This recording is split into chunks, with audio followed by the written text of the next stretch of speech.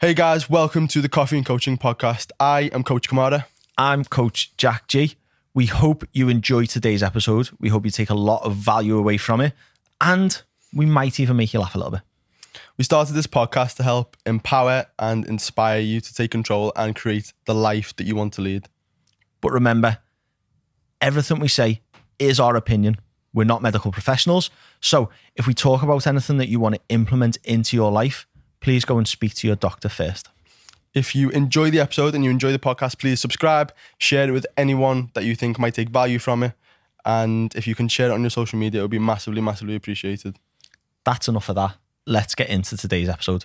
Maya, so do you want to let us know why you haven't brought us this coffee like you promised? Do you know what? I really went through St. Helens trekking for that coffee and it was closed. So, I'll make it up to you somehow along the way. Almost didn't come on with a coffee at all. No, I know. But they got me one. You do drink coffee, that's Yeah. fine. We've had a couple of guests on before that don't even drink coffee. And Was it That's very immature. No, Martin Martin Malone. Malone. Oh, Yeah. Two guests ago? Never forget, Martin, if you're watching this. Never forget. It's pure disrespect to the podcast. Really? It really is though, isn't it? Now I think about it, like I wasn't going to grab a coffee, can't do that. So for anyone who doesn't know who you are, can you please give us a quick introduction? So I am Maya, aka Mentored by Maya. I'm a female coach and I work with increasing confidence with women on a day-to-day basis, looking at nutrition, looking at fitness, and now more so the mindset side of things. As you both know, that's like a key part of coaching. Do you know what I mean? And I think now it's sort of expanding more towards that. Yeah.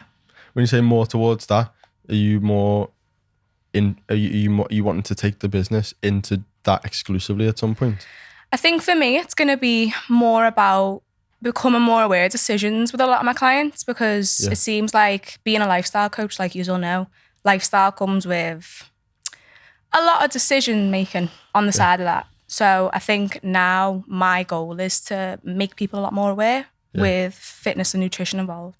But yeah. Well, I think naturally, I think people will get into fat loss and body transformations and all of that. It's like the normal place to start, but then you realize that all of that is dependent upon people's mindset anyway. Yeah.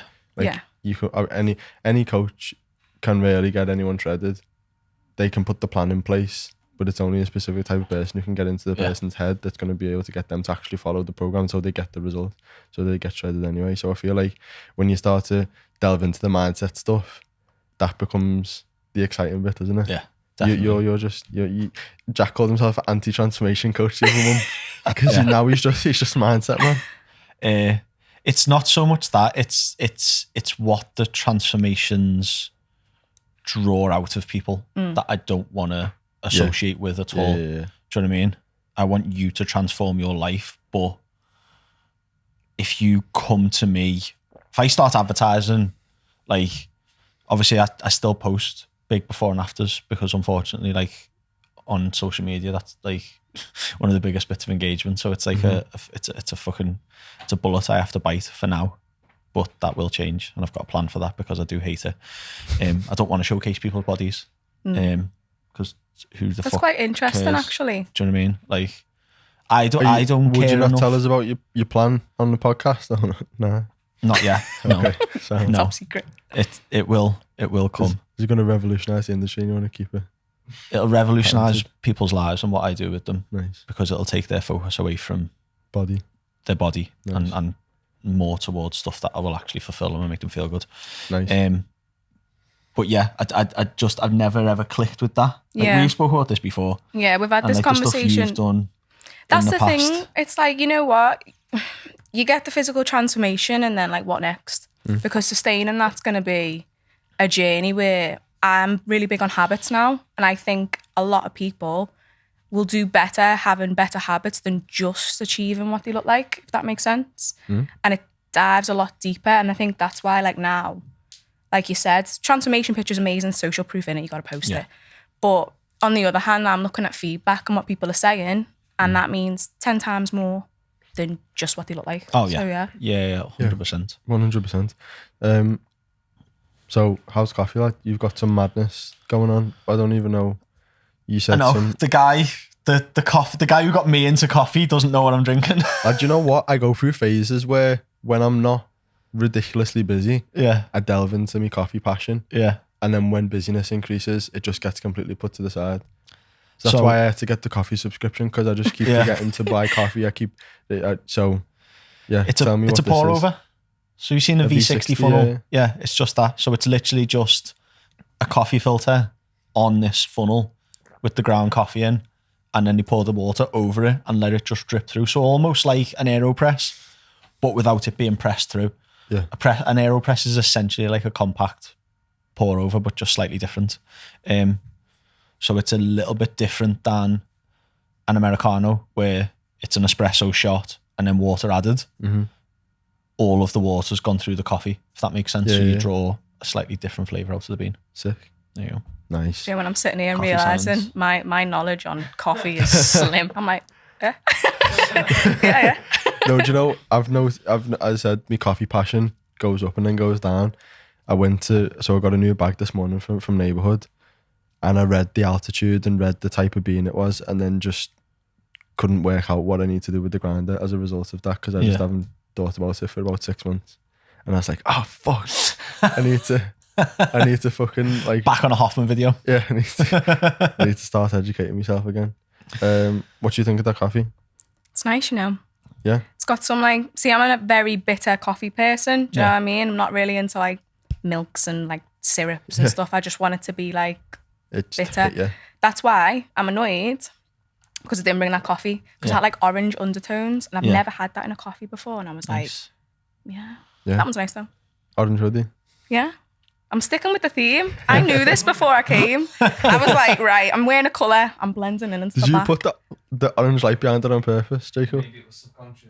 I think you see me outside walking about, probably. You thought, yeah, that's a good colour. Works well. I've decided, I didn't tell you this, I've started dieting yesterday. That's why I'm on Same, hun. black. Have you? Yeah. Nice. Yeah. Yeah, we can be dead miserable together. I'm dead low energy for the next couple of weeks. It'll be great. Nice, lad. Nice. Yeah. Nice. I'll tell you now. Go on, you tell me your story. I cut you off there. There's nothing really to tell. No? Just Just dieting. dieting. Just Well, dieting. I watched the Kirk Miller thing, Yeah. and like, Powerful. he's talking about just setting an example for your clients. And I was like, Yeah. I do in every respect, apart from people don't understand why I'm fat. Like my clientele don't really fully, doesn't sink in why I need to be of a higher body fat level. So a lot of people who are potentially looking at me as a coach, or looking at me as an example, are wondering why I'm not in great shape, because I don't look like I'm in great shape, because when body fat levels go up, you look like you've got less muscle. You don't look good. You don't look good. Like I look like I just go to the gym. Yeah. When I take my top off, I look like I'm just someone who goes to the gym. But when I'm 10% body fat, there's a bit of a wow factor there, Yeah. or more so than when I'm fucking like 17% body fat. So I want to be lean. I don't want to be a fat cunt anymore. Was it That's it. the line that he said? Because this was what, I mean, hearing this in person was like a slap in the face. It wasn't really a slap in the face, but it was like a get your shit together moment, where he was like, I'm in shape all year round. Yeah. I get people in shape all year round. Yeah. And that was like, that's what I'm trying to build. Yeah. Like the business is called Level 10 Life. It's about, get you in shape, but then stay like that for the rest of your life. I was like, I'm going to have to get in, like, I'm going to have to be the level 10 version of being in shape all year round. And that's not just now. For most people that would look at me who aren't like a coach would look at me and go, yeah, he's in shape. He's just done a triathlon. Like he's like, you know, you can see muscle, blah, blah, blah. And it's like, nah, that's not, that's great for like, well done, you go to the gym 2 or 3 times a week, but like, this is my profession. Like I'm a professional. I call myself a professional at this. Yeah. That I'm not where Kirk is. And I was like, okay, yeah. But like for us, like I know that everything I'm doing is right. You know that what you're doing is right for you. But it's the perception of others is like, and not because we care what other people think, but it's more so just to Set an example. to set the example. Yeah. So that's all it is for me. Do you think that? So I've always thought about this. This is why, like, I messaged Isaac a while ago to do like a bit of an Instagram live about it. Do you think there's more pressure for men in the fitness industry to be in better shape than what a woman would be? I'm gonna say something quite controversial. Say it. Right. I love it. Go on. men need to be in better shape than women in most aspects of the fitness industry, unless you're just a fantastic. If you can deliver results, no one fucking cares what you look like. Do you know what I mean?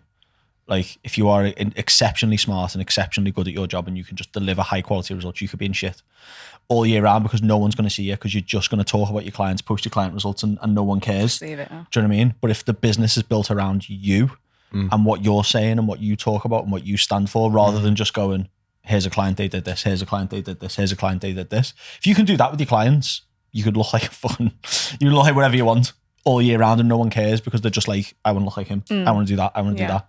Like, you know what you're doing.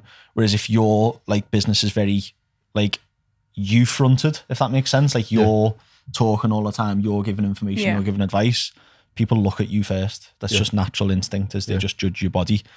I think guys need to be in better shape than women, because women can be very attractive and not be peeled. So you can be a fitness female, feel out of shape, but people find you attractive, both male and female, can look at you and go, wow, she's fit. Yeah. And I want to look like that. I want to look like that. Yeah. And not be peeled. Whereas if a bloke who's in the fitness industry isn't fairly lean, relatively lean, people look at him and go, Do you know what I mean? Especially if they're not good looking. Do you know what I mean? You can be fit in the face and out of shape and people will still fancy you. Do you know what I mean? But if you look like me and you're out of shape, then there's an issue. Do you know what I mean? People are looking at you and going, you talk a good game, but you look like yogurt. I'm like, do you know what I mean? So Greek yogurt. That's That's a good one. That you look like yogurt. Yeah. We used to have a phrase in the army, like yogurt body. That's what we call someone. That was what we get called by each other. I was called yogurt body for quite a lot of my career. That's funny, that lad. I don't know, because I feel like as a man, I only feel the pressure that gets put on men. So I don't necessarily know what it feels like to be a woman. I just know that any PTs that are not in shape don't do well. I think on what you've just said there, and tell me if I'm wrong, because I'm not a woman, so I wouldn't have a fucking clue. There's probably more pressure even on women who look great even when they're not completely, you know what I mean? Like girls, like you can look at someone who's like middle of an off season, like the heaviest they ever are, and they still look fantastic aesthetically, probably have more pressure on them than a bloke that's out of shape, I would say, because there's just more, I feel like there's more pressure on women to look at how they look and judge themselves against, I mean, guys do it too. I just think it may potentially be more, because like, I think guys try to hide it. Yeah, maybe that's a good like, point. Maybe, yeah. I think everyone knows that women are under a lot of pressure to look a certain way, but lads try to act like they don't care. But they spend £4,000 on an outfit. Do you know what? That's probably a good point. Yeah. I think women maybe just speak about it more. Yeah. Women are more open about accepting they're not comfortable. Yeah. Like in the physique and the way they look. Yeah. Like obviously you've coached male and females. Yeah. You get in a call with them. It's very easy to draw more out of a female than it is a man. You really got to try and dig deep. But I suppose that's just like a sense of being vulnerable and not admitting to it, really, isn't it? Like, I don't really want to admit that I've got to this point. Yeah. And even when I'm asking for help, my walls are still up. Yeah. Well, like you've posted about your self-image. I was only looking through your Instagram this morning about the one where you're on holiday and you were saying, you're bloated and uncomfortable, and you're sharing that on social media as a coach. And I think, one, fantastic that you do share that and people connect with that a lot more. Then they can be like, okay, yeah, she's human, she feels self-conscious and has self-doubt and stuff. That's great, and she's doing something about it, and that's fantastic. But I think you're speaking about it, and there'll be blokes who are in the same position as you. They're a coach, they're on holiday, they're out of shape, or they're not even out of shape, but they feel out of shape, they feel unconscious, and they'll just post a picture where they're just tense dead hard. Yeah. And they're like, throwback. Boss, smashed it for holiday, looked dead good.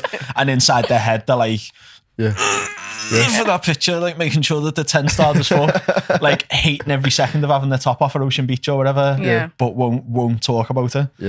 Well, that's probably this is what we were saying with Martin last week, and the first I don't know if you've seen made on my Instagram. I just launched the Modern Muscle program. Actually, we were just being motivated me, but the first module is courage, because I think the first thing you need is the courageousness to be able to look at yourself and actually accept the fact that you're shit. Yeah. You know what I mean? Like there's things wrong. Like things are going wrong in your life right now. And a lot of people just like to put their walls up, be in denial about it, and just sort of pretend like everything's okay and just crack on with their life. The first thing, if you can actually have some courage and look at yourself and be like, no, like actually I'm this is going like quite badly. I don't feel good. I feel actually quite bad. That first level of acceptance, and then being able to look at yourself and really break what you're doing down, is the first thing you need to do in order to be able to change it. Like self-responsibility, like just really taking it. And like, this is a thing, and like now people think that's like airy fairy, or, you know, like becoming more aware of it is like you're judging someone for it, but you're putting things in front of someone, and if they don't like them, it's like, who's going to change it? I can't save you. You got to save yourself. Do you know what I mean? So people think it's airy fairy, but it's like the complete opposite. It's fucking like it's that's what, like Martin said, that's what being a man is. Yeah. If a mirror's put up in front of you and you're looking at yourself in the mirror and you can't accept what you see, and you have to look away and just pretend like everything's fine, that's being a little pussy. Like that. That's being an insecure little bitch. When you actually become a man, you can actually look at yourself and accept yourself for what you are, and then have the courage to change it. One thing I wanted to ask you about, so before we get any guest on, we asked them to fill in some questions for us so that we've got like pain points to really draw out some good answers and some good questions. Like, dig me deep, what's going on? But one thing I really wanted to ask you about, because it was a really interesting question, you said you've faced a lot of rejection in life, and there's two questions. It's a double-barrel question. One, I really want to know about that and how that shaped you now, and how that influences how you coach people. And also, one thing I didn't know, which I learned this morning, was that you were in sales, door-to-door sales. I was, which I had a little stint of as well, which is fantastic. Isn't yeah, it? It's a great job. And one, what was that like? Because I think a lot of people might not know that about you. Yeah. And has that also influenced what you do now? Because obviously sales is a big part of what we do, but not only the sales side of things, but the facing rejection that you spoke about on that video. So it was the one where you're talking about you didn't get any sales all day. Yeah. And then you got sales at the end of the day. Yeah. And like overcoming that battle in your mind to just stay out and keep grinding. Like, you tell us a little bit about that. First off, that was a horrible day. That was a very horrible day. But I think, you know, from when I was like younger, everything around me was pretty like, I say like picket fence. There was nothing out of the ordinary. Like, my family's pretty normal. They all have normal jobs. And as I started to like, you know, go college and look at uni, I was like, there's just something that like isn't for me about this. And I know deep down that it's not for me. So like, when I started and I decided to drop out, just mentally I thought like, I can't do this. There's no point me staying in it. And I know you'll probably relate to that a little bit as well. I started getting like rejection from the things that people would say and just dealing with that. So it was like, oh, okay, well, you can just go back in a year. Oh, okay, well, why don't you try and find something else? Oh, okay. And it was like, they weren't direct rejections, like people are saying no to me, but I felt like everything that I was saying and what I wanted to put out was being ignored. And then obviously you go through your relationships, and then you go through like just stupid things like failing your driving test. And over again, I was like, well, I'm dealing with rejection, but it's making me have this complex that I need to like prove a point to everybody. And my whole sort of like coming into this industry, it was less about proving a point then, because I'd sort of got to what I wanted to do. But still to this day now, it's like, why am I trying to prove to everyone who rejected me that I'm in a better position? Because they don't matter to me no more. Do you know what I mean? And I think like doing door-to-door sales, you'll know it builds a level of resilience, because I don't know what was your like take, like did you like have to work around like like your story today of walking around the estate, like that was me every day. I mean, to be fair, not that I'm trying to make mine sound worse, but the sales approach that they use for mine, we didn't do door-to-door sales after like 4 o'clock. Oh no, we did until 10. Never made that. Just completely off topic to what we're talking about, right? So I don't want to go too far off it, but tell me if you agree with this. We're doing door-to-door sales from 8 in the morning until 4 in the afternoon. Who's home? Retired, unemployed. I'm selling to retired people and unemployed people. Like, you don't want to buy off me. Yeah. And then when all the people come home from work who've got money because they've been in work all day, I'm getting off and going home. Yeah. Like, no wonder there was no sales. And then they're like, it's your attitude. And you're like, Is it? I'm Or not sure. did I knock on like 10 houses and they were all like 90 and they don't really want to give me any money for the... Don't have an It was email. karate. Yeah. It was karate I was selling. Karate? Karate memberships, mate. To old Yes. people. Oh, wait. I thought that was a metaphor. No, like you were actual... selling karate. Actual That selling... went over my head. Selling karate. Yeah. So essentially like gym memberships, but for karate. Karate. What were you Door-to-door selling? sales, yeah. Gas and electric.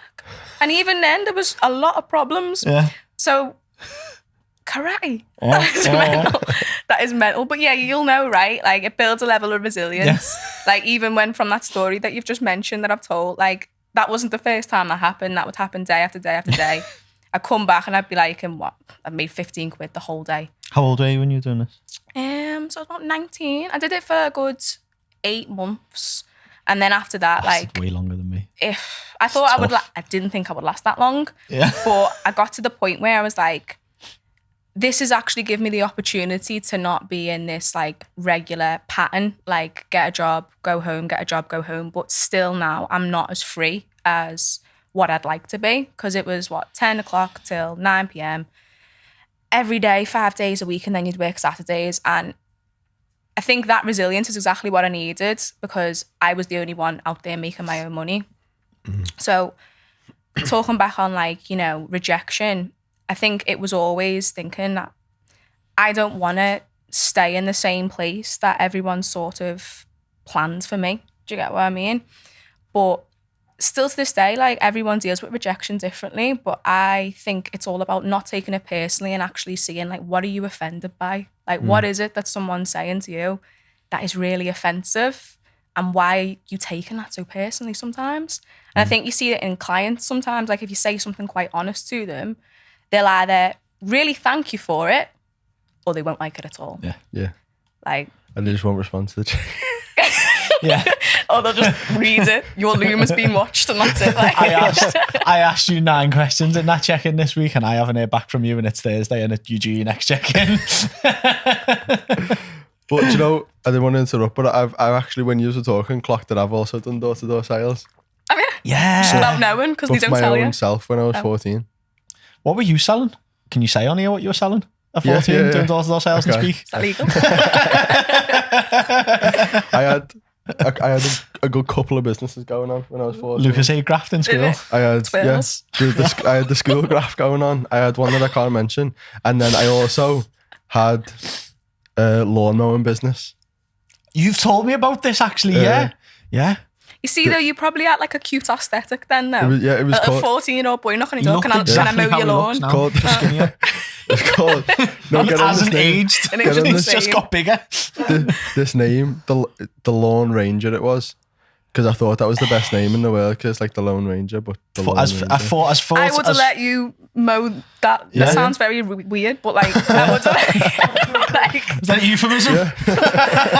when it comes out, you're like, like that. You're trying to like grab the words back out Wait, there. let me reel it back in. Yeah, so I think that business didn't. I think it lasted a couple of months, but I was just doing door-to-door sales, and I think it just like it almost numbs you to the level of rejection, because it's like Oh, yeah. I think the first couple of times I did it, I was like sweating, like a little bit, like nervous, anxious about it, and then when the first 10 people reject you, it's like, oh, it's not that bad actually. Yeah. You know what's crazy? I cannot remember one face from that job. Not one face, not one name, nothing, because I think naturally I've just blocked out. I can remember scenarios and like things that happened because it was such a crazy job. But because I was just so used to it at that point, that now if someone was to say no to me in any situation, I'm like, okay, Yeah. whatever. Like, I've dealt with worse. Yeah. And I think in a weird way, some people have just not experienced that, which is why they can't handle it at all. I think it's that just becoming numb to it. Yeah. But I think part of the reason why rejection hurts so much, or it can hurt so much, is if your self-worth is placed upon that person's opinion or that person's value of you. So when they reject you, it almost takes a part of you away. From who or what, basically. Yeah. Would you Yeah, agree? definitely. Yeah, I think if you're looking for that external validation, if you're looking for... It's like if you're a fucking influencer and your whole self-worth is based upon how you look, and you post a picture and it gets like only 20,000 likes instead of 100,000, you want to fucking kill yourself. Well, I see it all the time, and I think I seen Ed Sheeran talk about it first. Yeah. On that, have you seen it? People and he's like, whenever I selfies. see someone on social media, he was like, I don't use social media, and we've just been speaking about this before, like, I don't use social media for me. Yeah, it's business. It's just business. Just ticking a box. And That's it. some people get proper offended by that. It's like, you've unfollowed me. And I was like, well, yeah, because you do the same job as me. Like, I'm your mate. I'll speak to you. I love you. Like, nothing against you, but are you ever going to be a client of mine? And they're like, well, no. And I was like, Yeah, exactly. It's just that simple. Why? But isn't it strange Are you how- going to take value from the stuff that I'm posting? Follow me, great. But I'm not interested in your content, not because I don't like it, not because I think your content's shit. But I'm not going on social media to go, Yeah. oh, let's see what that coach is posting today. Yeah. I'm going on and going, wow, there's that girl I spoke to 3 months ago. She's still struggling in the gym. I'm going to go and speak to you today and try and help you. Yeah. That's what I'm on social media for. And if I don't think that that's you, then I'm not going to follow you and try and like start conversations with you, because you're going to feel like I'm patronizing you. If I comment, especially like PTs and coaches, if I start commenting on your stuff going, oh mate, boss session that, but have you tried this? I'm like, who the fuck are you? Yeah. Do you know what I mean? So there's that, and it's like, why was I even talking about that? Rejection. Proper derailed by that, didn't I? So off on a bit of a rant there. Phew. Self-worth. The Ed Sheeran thing. That's it. And he said he looks on people's Instagrams, because he was saying I don't use Instagram. He said the only you look on my Instagram, the only time I post is to tell people about my albums coming out or new songs coming out or like stuff. He was like, it's a business page. He was like, so when I see people's Instagram and it's just their face or it's just them or it's just selfies, it's like I feel really bad for them, because they've gone and posted that so that other people can go, I like that. I like you. I like the way you look there. And every time they get that like, it's oh, I did good. Oh, I'm good. I'm worthy. Oh, I'm worth it. And I do. I feel bad that is some people's Instagrams. You see it all the time, don't you? It's just I think selfies, no caption, no value. So it's not like there's loads of coaches that post selfies and then like there's loads of selfies on your Instagram account, but then there's a caption of Blended. value. Yeah, like one of the ones you put up today was really good. I don't know whether it was today, but I was in deep thank you. on your social media today. But there was a picture of you, but then there was like a little tweet that made me want to swipe across, and then it went over to loads of tweets, and I didn't even realise I'd done it. And I was FOMO like, one. oh, you little fucker, you've got me. And I'm in swiping, and I was like, oh, that worked really well. I was on like the 4th slide, and I'd gone, oh, that was good, that, yeah. Yeah, fucker. I love it when stuff like that catches me out, you know. You know, when you do it without even thinking, that's a really good post to me. Rabbit hole. Yeah, like, I'm going to get it up. Because Is it the FOMO one? I think you were in a coffee shop, maybe. Wait, I think I know exactly which one. Was I in the... Where are you? I'm in deep here. Get the Instagram up. It's free promo. This was April. I was back in April. I was further back than that. I'll scroll back up. Where is it? These ones. It's like these ones. So you put, these I ones. don't know, you can see that. But there's like a photo and then like a Twitter mini photo. tweet. But then there's like a bigger tweet on the other side. Nice. But there was like 4 of them. And I'd swiped to like the 4th one. And I was reading each one. I was like, I've just read all of them. Ooh. Hey, that means I'm doing something right. It does. What? Does. That one. There it is. That one is that one. This one. Yeah, 3 reasons your fitness journey doesn't feel good anymore. 1, you've given me 3 reasons. I'm like, what are the 3 reasons? Tell me. My fitness journey feels good, but I still want to know what your 3 reasons are. So I was like, oh, what are your 3 reasons? And I was reading them all, and then I was like, fuck, good that. Oh, thank you. Yeah, it's nice. But I also Nice. like what you've done is because you've hacked into the fucking, how would you phrase it? Social, Climate. social currency. I don't know if that's right, but you'll know what I mean. By posting just an attention grabbing picture and then a little bit of a hook. So people stop in their feed and then a bit of a hook and then the information. Yeah. Well, have you seen that statistic or something that the average person's mind can only focus now for about, on a video, is the first 7 seconds? Yeah. That to me is mental. because it's just shown how like desensitized we are to paying attention to things. Like I think we've gone off topic here. We might as well. Fuck it. Even when I was on holiday, I was sitting there, I was like, I really haven't read a book in so long. Why is that? Why do I pick audiobooks versus actual books? Because I want to be closer to my phone. And you can say it all you want. Like the experience of reading a book and actually having an audiobook is completely different. So now when I'm posting on Instagram, even though it sounds bad to people, I'm just thinking, well, I'm not going to waste my time spending, 20 minutes talking about a topic. Like when I could round it up in 7 seconds, get my point across, leave it, and then it gets more engagement anyway. Exactly. And that's the hardest part. Like you all know, no one really, this is controversial, like no one really cares about what calories are. Right? They want to know exactly how to get a result. They don't actually want to know everything about it sometimes, unless they're a certain person. Yeah. So why talk about it? What's the point? So yeah. That's a good point. I think, we've talked about this podcast before, but what's his name? He was on Diary of a CEO and he's talking about distractions. I watched that one. Yeah, I didn't listen to that full episode. I just seen that clip. I forgot his name. The one to talk about? Yeah. That was the weed study, wasn't it? The weed study. Where you'd be more productive. You have a higher IQ, basically. Yeah, this is it. How to fix it and stop procrastinating. Johan Hari. This is why we come here, He's like, you're on it. He's like on it. Like Jamie off Joe Rogan, isn't he? Yeah.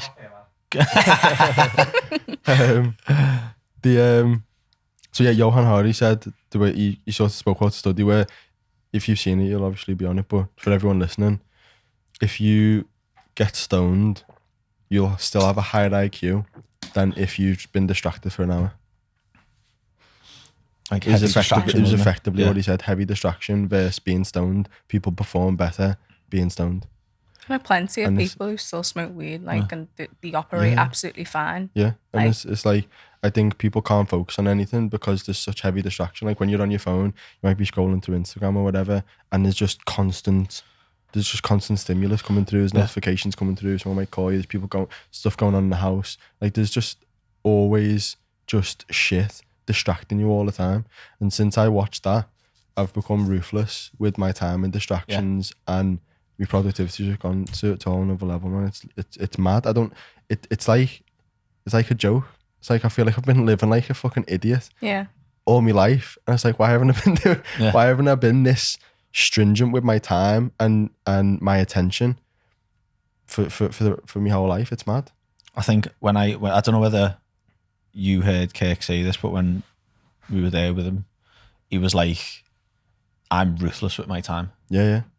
He was like, I'm ruthless with it. He said, when I've got my downtime, it's my downtime. He said, but my time is like almost like clinical. Yeah. And I've since coming away from that, and like just hearing him talk and being like, I need to fucking step up. I've been the same, and it's just a game changer, isn't it? Like saying, even down to not overworking the time. I'm really bad for that. Yeah. Is like, okay, I'm going to write some emails from 1 till 2 today, and then I'm going to have lunch at 2, and it's like 2:10, and I'm still writing. It's like, I'll just finish it. Now I'm like, no, you eat at 2. Well, I eat at 1. So it's like, you eat at 1. Yeah. Because you go and train at 2. Yeah. And it's like, and it makes a big difference then, because I do eat at 1, and then I do train at 2, and then I'm out at 4, and I'm back in, and I can just finish it later. Yeah. And then I'll work later at night, but then the meals aren't disrupted. I think the dog's helped me, because the dog tells me when it's time to eat. He tells me when it's time to go for the walk. So I've sort of been forced into it by the dog. Yeah. You've got dogs, haven't you? He doesn't live with me. No. Little Meek, no, doesn't live with me. But I think what you have just said there is realise that I do need to get better with that.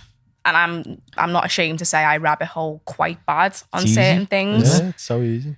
Like I feel like everything online now is just there to keep you on it. Like it's like a unset force. Yeah, they sit down every single month, don't they, and see like, how can we get more people's screen time? They're paying like millions of dollars for scientists to go and conduct like really well constructed studies on what is the best way to keep someone addicted to using a phone, and then they build it into Instagram, and they build it into Facebook, and they build it into TikTok. Yeah. They get paid for your attention. Yeah. It's like I saw the reel. It was like people guard their house or they'll guard their possessions but the actual only thing that really actually matters, their attention, is not being guarded at all. Like you just allow, not even like your phone. So your phone will take your attention, but you're allowing blood-sucking imbeciles in your life to take your attention away from what you need to be doing.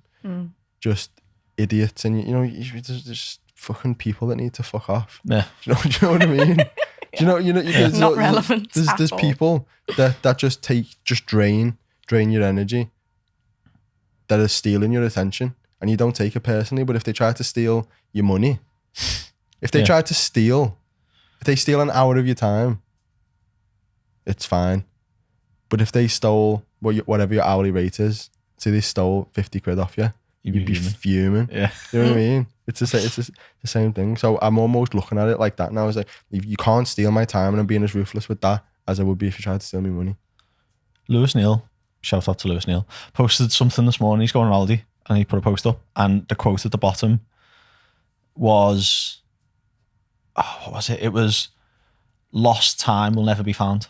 Yeah. Lost time can never be found, I think it was. You can make money, but you can steal me money. I'd be less bothered about you stealing me money because I can make it back. Yeah. I can't get that Well, back. remember what I said to you though? What? That quote that always sticks with me, you can't waste my time. Yeah. You can't waste my time, only I can. So when you say, fuck, that person wasted my time, they never. Someone doesn't turn up to a call, or someone turns up somewhere late. If you wait round, you wasted your time. It's like boundaries, really, isn't it? Yeah, well, anyway, we went so off topic then. Good. Rabbit off hole. topic though. A rabbit hole, got distracted. Let's reel it in. So, talking about rejection. So, in the moment, obviously now looking back on it, you can still be like, that rejection was good for me, it shaped me, blah, blah, blah. For someone who's going through something now where they're struggling with rejection, or there's something massive in their life and they've just been majorly rejected, maybe a relationship, or they just got fired or whatever, have you got any advice for people trying to get over that or get through that? I'd say that, like, the first emotion that you feel when you have rejection is that you failed at something, whatever it is. Like, you get rejected by some girl you like or something. She doesn't like you. She thinks you're a twat. And then you feel like a failure somewhere. You fail a test, you fail something in your exams, whatever. You're automatically just going to go into that thinking, oh, okay, like, I failed, that's it. But how can you actually, like, define, like, endless failure? Do you get what I mean? Like, where comes the point where it's set in stone that you've actually failed? Yeah. And, when you get rejected over and over again, I personally think it's just a process of, if it is actually important to you and you actually want to go down it, it's a law of average type of thing, really, isn't it? Eventually you're going to get there, as long as the approach is right for you. Like, you've got to take it as, for me, and like things that I say to my clients is like, well, the only way you're actually going to fail is if you don't actually make the steps to do it again or try it again. If you choose to quit, Exactly. That's failure. Yeah. You haven't failed yet if you keep going, sort of thing. So exactly that. Like, that's the only way you could actually say you failed anything. Yeah. So if you understand that, I think you become a lot more aware of, like, when you're acting in the heat of the moment or just out of pure emotion.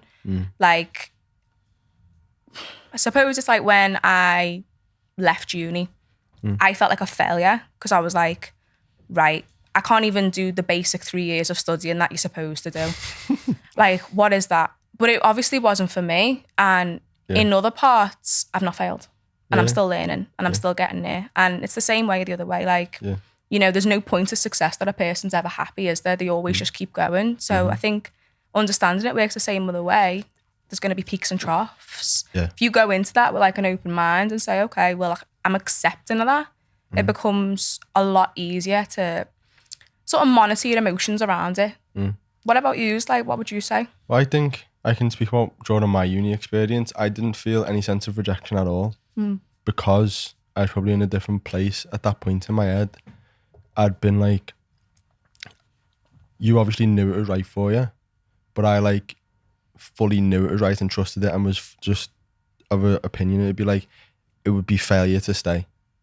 So I left almost with, like, it wasn't even a question of whether, because I knew I would have been able to do it. Obviously you knew you would have been able to finish 3 years of uni, like, you've got it within you. It was just, it wasn't right for you at the time. But I think when you're fully assured in that and you are 100% certain of what you're doing is the right thing for you, then you don't feel like it's rejection. Does that make sense? Yeah. Does that make sense? Or No, yeah. If you, it's not rejection or failure when you're... yeah, maybe like not rejection, because it's failure is more specific in that thing, isn't it? Like, I didn't feel like I'd failed because... Your goal wasn't to finish uni, though. Yeah, you went to uni to further your abilities as a coach, and when it didn't serve that greater goal, you just stepped away from it. Yeah. I was like, I'm arguing with these people. I don't need this. I'm not learning anything. I'm not taking any value away from it. I'm leaving. I know. I love that. I love that he was going to uni. Arguing with the lecturers over nutrition. And he was probably fucking right as well. But I think, for you there, it was clear when you spoke to me. You were just like, I'm wasting my time. Like, I'm not going to uni to get, I mean, tell me if I'm wrong, but what I got from it was like, you weren't going to uni to say like, I've got a sports science degree. Yeah. It was like, I'm going to go here and hopefully learn all this stuff to be better. But what I think's funny is even now, people will be like, oh, how's uni going? I'm like, I dropped out like 2 years ago. Wait, dropped out. Wait, actually, was you? Oh yeah, no, nearly about a year and a half ago, dropped out. That's mad. That feels like so much longer, doesn't it? I remember. I feel like it was like only a short time ago. I feel like we only had this conversation, or you mentioned it like. I think I spoke to you about it a couple months after. I was like, do it. Just do it. Just do it. It's funny, isn't it, when you speak to someone who's already done it? Yeah. Like people speak to me about leaving the army and I'm like, do it. Do it. People even now say, how's uni? Like, I dropped out. And like, and they're shocked because I've defied like everything. Social conventions. It's like, oh, if you leave uni, therefore you fail. It's because like people think that you only leave uni because you're not good enough to do it. Yeah. But it's like, when, it's just, it's mad. I think. So says a lot about your character. When I'm faced with this people's opinion of me being a failure, I'm not bothered. I think what I'm trying to say is I'm not bothered by, I don't determine my failures, what other people see my failures as. Yeah. So like, if you fucking launch a fucking program and it flops, I don't give a fuck. People could look at it and go, oh, you failed that.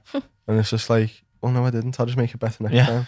It's like, I'm just on this journey that I'm moving through every single day, every single month, trying to become better. So as you say, you don't fail until you actually give up. Yeah. And I think it's just that the mindset is when you know you're moving forward and you're stepping forward, you can't ever fail and you can't ever be rejected.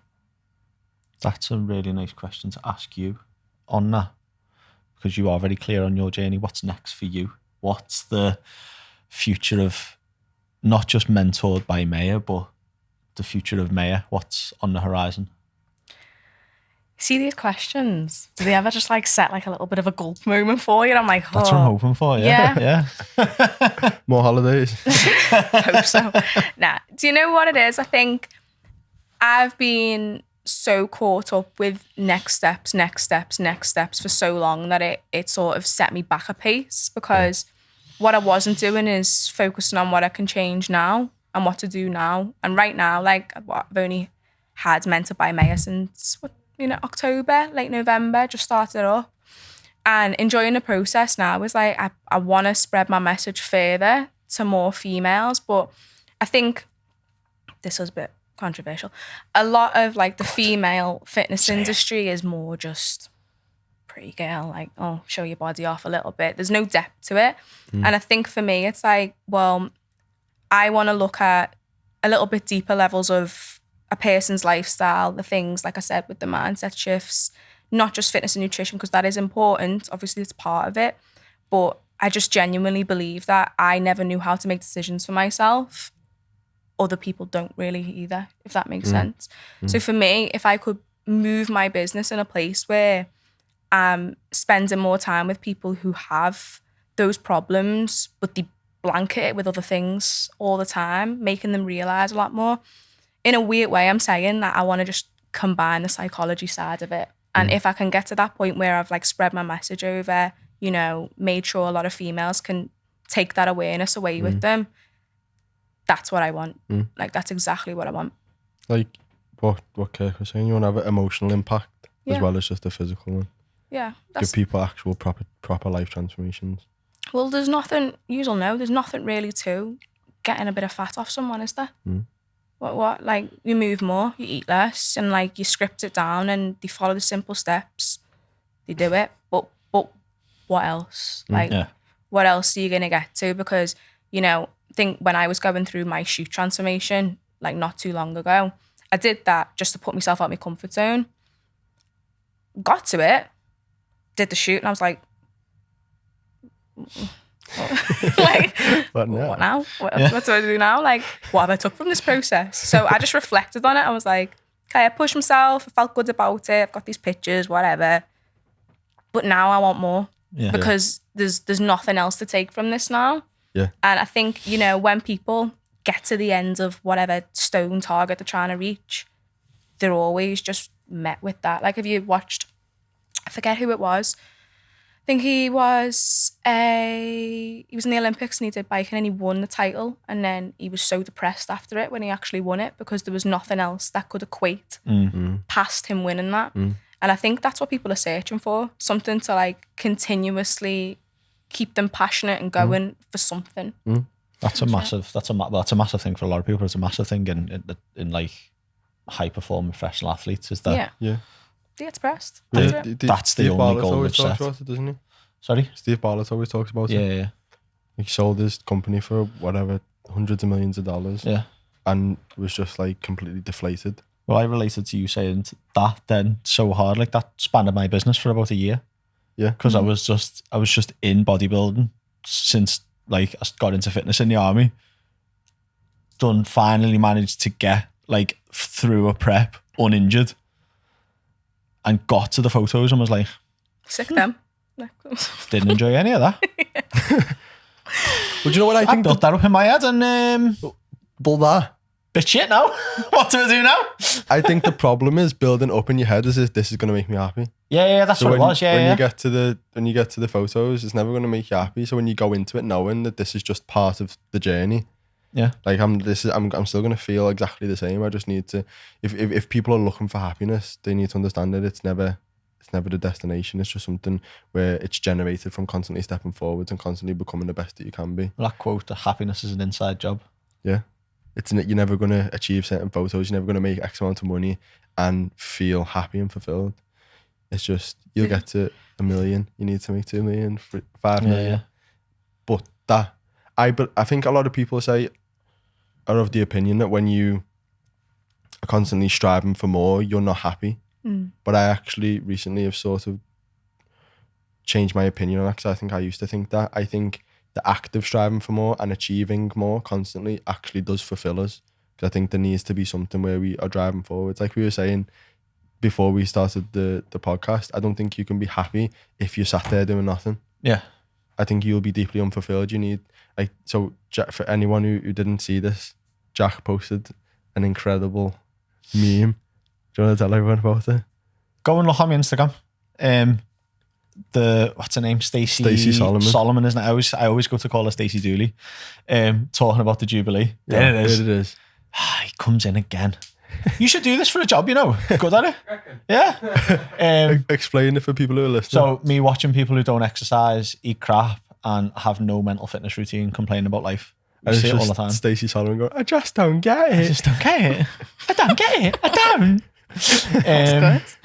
It doesn't make sense. It doesn't. Like, you're complaining about not being happy and not feeling fulfilled, yet you sat there doing nothing.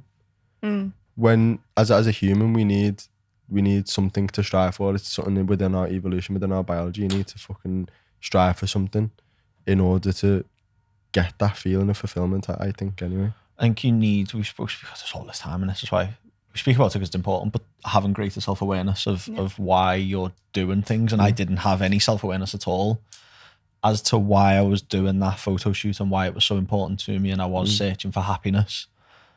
And it's only after working on me and being happy now. Like, I had this thing in my head yesterday where I know no matter what happens now, I'll be sound.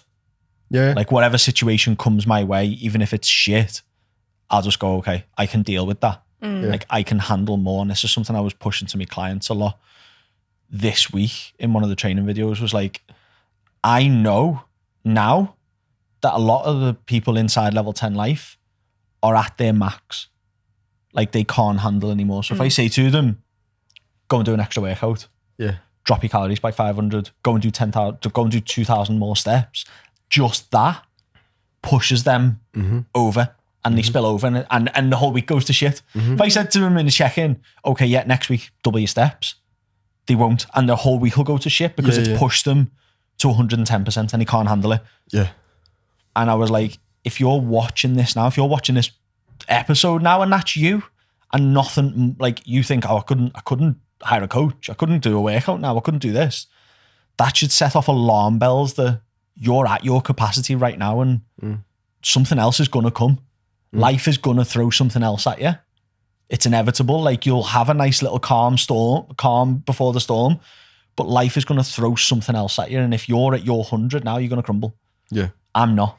Yeah. I know I'm at 80. Yeah. I know I've got that breathing space and I know I'll do something like the Olympic triathlon that pushes me to breaking point with the training, with the sleep, with everything up to it, not just the event. The event will be a piece of piss, but all of the stuff that I do in the 12 weeks up to it will push me to uncomfortable levels of stress and then I'll back off.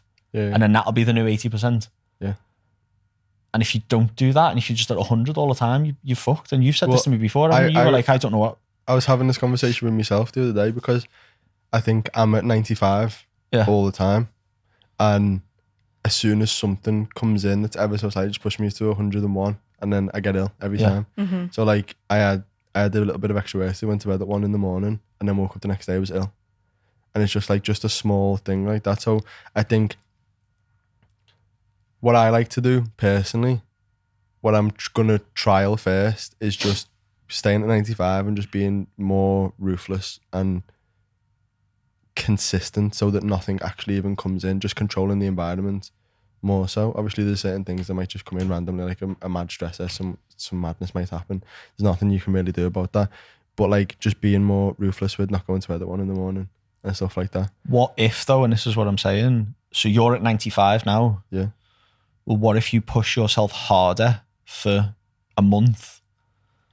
So you're working at like 105 for a month, and that 95 is then going to become your 80. Go for a month, back off. Go on holiday, take a week off, do whatever. Progressive overload. Yeah, you are though, yeah. Deloading. The said principle. Like you will adapt to that 95 and that 95 will become your 80. I think this is what I'm doing by accident because I was saying this the other day, almost double the amount of clients I had last year and I've got more time in the week now than I did last year. Where I'm dealing with literally double the amount of work and my content's more consistent and this is more, so because I'm constantly pushing the highest level possible, that just becomes normal and neutral and it becomes easier then. So I think it's progressive overload your life. Mate, this was what that training video was on this week. I took them through the SAID principle and GAS and how like... Sorry, what are they? Specific adaptations to imposed demands. Strength and conditioning. Heard that before. You've heard of SAID? I've never heard of SAID before in my life. So the SAID principle basically that your body will adapt exactly to the imposed demands, no more, no less. Yeah. So that's the level. So if you don't push further, it'll never adapt to push further. Okay. And then the GAS principle is, I can't remember what it stands for. That's really annoying. It's essentially that like you operate in waves. So like when you first exposed to a stressor, you get DOMs, you're really fatigued, and then you bounce back, but you bounce back more than general adaptation syndrome. Nice. There you go. So you are so great, isn't he? You bounce back further and higher than what your homeostasis was. Yeah. So then you can push a little bit further. But if you stay pushing high, you will then have the same symptoms as what you did at the start, where you'll be extra fatigued, you'll be really sore, except they'll be even greater than they were at the start, which means you'll actually regress. So it's why like when you like training an athlete or like you're putting like a training program together, it's in like mesocycles and microcycles and stuff to have that rest in. Well, that actually translates into everything else that we do as well. And that's what I was taking them through, is like, this is how it works in a strength and conditioning program. Yeah. This is your life. Take away strength and conditioning, put in your life. You've created greater stress. Great. Well, back the fuck off and you'll bounce back even more. Yeah. And then you'll and translated it to that. Yeah. And I think more people pick it up that way than just me saying, this is strength and conditioning, this is like it goes over people's heads. No, I like that. So how can people apply that principle to start dealing with rejection better? Oh, you really twisted that one back in, didn't you? Yeah, it's nice that. So what you touched on there, where you said like, oh, okay, like your capacities, like yous are very aware of how much you can take on, and that's from like experience, boundaries, knowing what like, okay, you want to do. I think people struggle with capacity so much because they don't have any sort of clear vision of what it is that they actually need to change. And like, it like links back to like self-doubt. So people really don't want to stay in the same position that they are in. Naturally, we all want to, you know, progress forward, deal with things better and like be better people. But there's just like you and this brick wall in front of you, and you've got to start working on chipping that down. Analogy. I like analogies. It just makes more sense. She said she's going to be like Kanye. I haven't heard any analogies today. Like. Have you not heard it? She said, oh, I've got so many analogies today. I'm going to like my Kanye head West. works in metaphors and like, you know, explaining things. Yeah. But dealing with rejection is mainly because afterwards, whatever you've took from that, you've built a wall around it. And working to do that isn't always easy. Like it's going to start from you becoming a lot more aware about yourself and maybe even getting someone to help you do that. But so you said, link back to the question. You went over my head a little bit then. So you went capacity.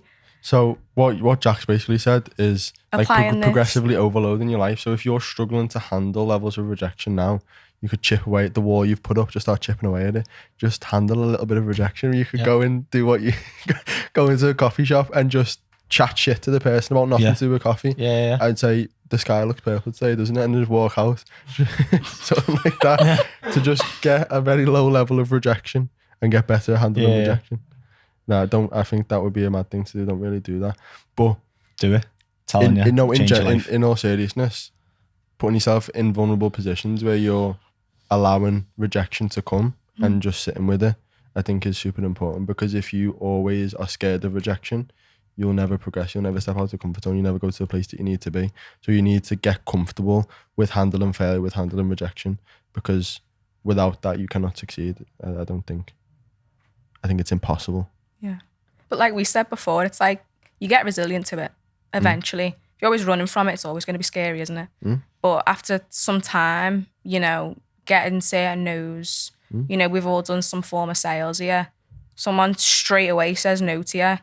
You're like, oh, sound. Okay, cool. Like, it is what it is. There's going to be more people. Like, I'm not meant for everyone. That's fine.